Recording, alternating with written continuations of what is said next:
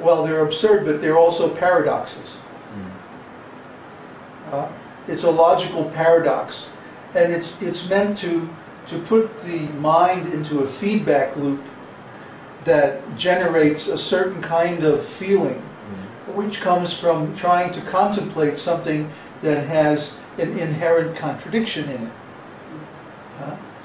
And what is the contradiction of this Zen philosophy? Is that they say that nothing is something. How is that? Because they say that everything has come from nothing. Exactly right, Neville. It's like got this. It.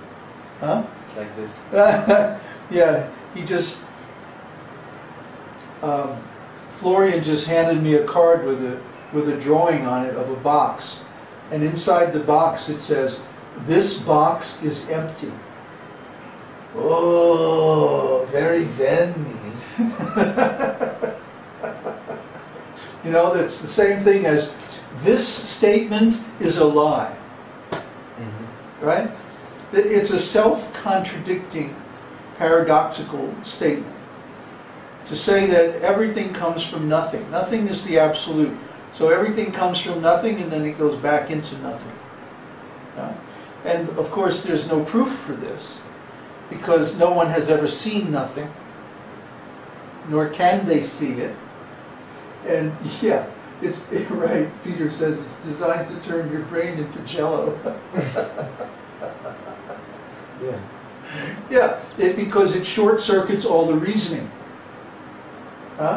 If there's no reasoning, if there's no discursive thought, the Zen Buddhists say that you have kensho, you have some enlightenment experience. But actually, all that's happening is that they're sitting without bringing in the mind, and their energy, their life energy, is moving according to its own intelligence. That's all. That's all that this is all about. It's just that you sit there and you don't think, you just observe, and you allow your energy to move. Because most people are using their mind to, how can I say, interfere with the natural flow of energy in their bodies. Any massage therapist, any martial artist, anybody who works with energy can understand this.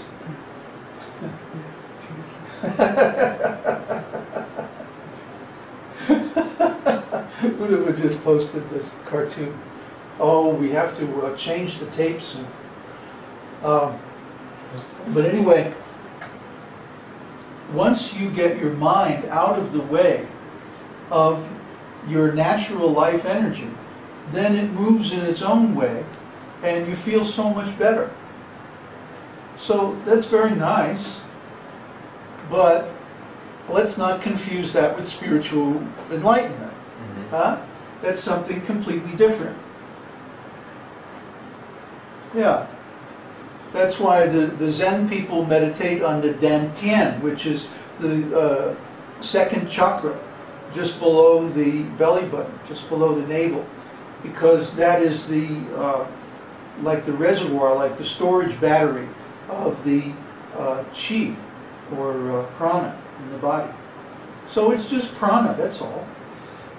Yeah, that's right, Neville. Neville says, materialists say, look, random forces of nature make beautiful mountains and natural formations.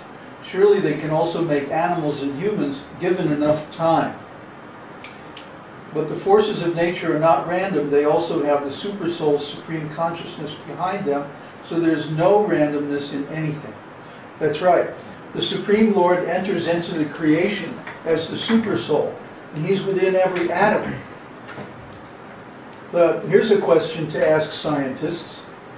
How are the laws of nature enforced? What makes the atoms, what makes an atom of carbon have 4 links, atomic links, and what makes an atom of hydrogen have only 1? Why do the different chemicals connect the way they do into compounds? Why do the different subatomic particles act the way they do? All they can say is, well, we have observed in the laboratory that such and such happens. Right. Yeah. How does dumb matter obey laws? Well, obviously something has to force it, because matter doesn't have any intelligence by itself. There has to be an enforcer. Huh? So that's God. God, as the super soul, enters within every atom, as stated in the scripture. But what does that mean? That means that He is in control of all the transformations and reactions of material nature. It's not random, it's not accidental. It's all very, very deliberate. So we can understand that without this intelligence, the material creation is impossible. It doesn't just arise out of nothing.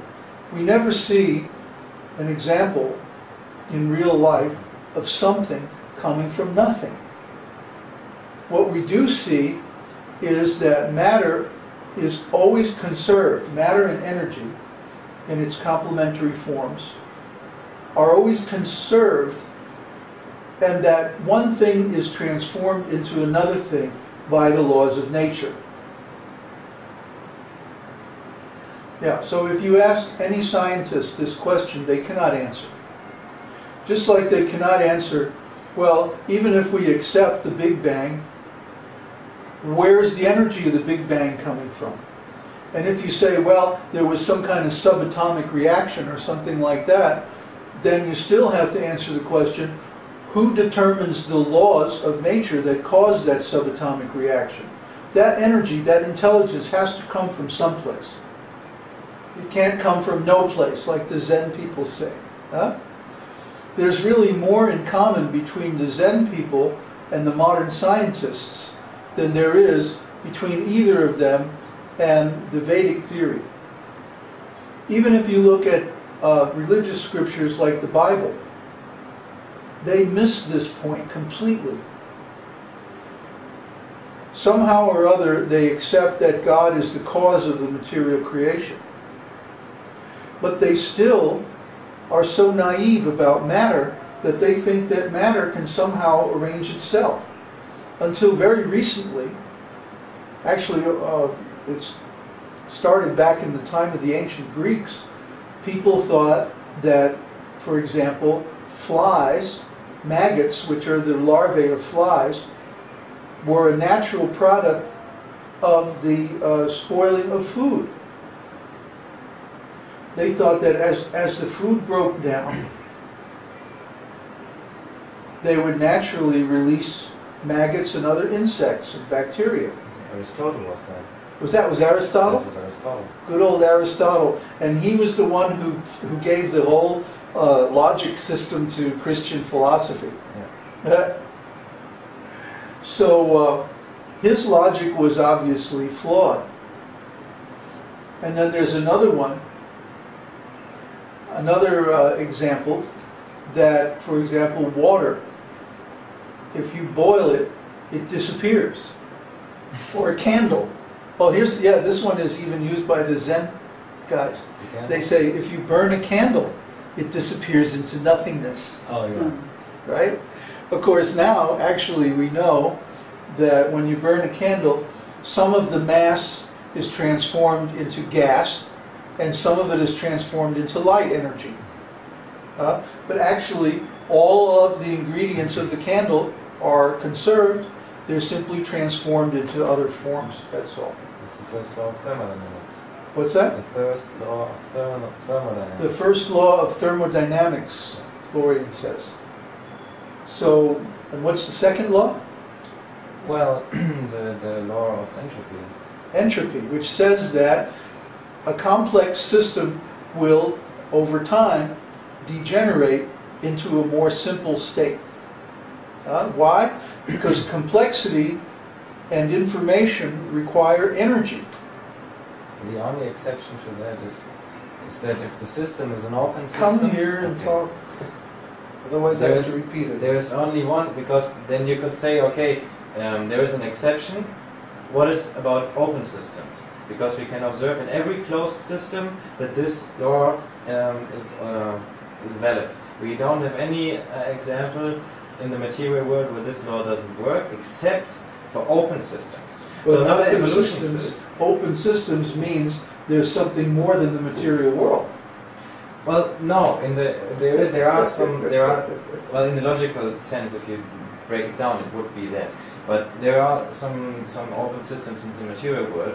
But the evolutionists say the Earth is an open system because it absorbs the light energy and the emission of the sun. Well, that's true. That is true, but the light energy of the sun and the radiation of the sun is all but constructive. It is destructive, and we can observe that in every angle. And this kind of proposed open system doesn't meet the criteria of an open system in physics. It's simply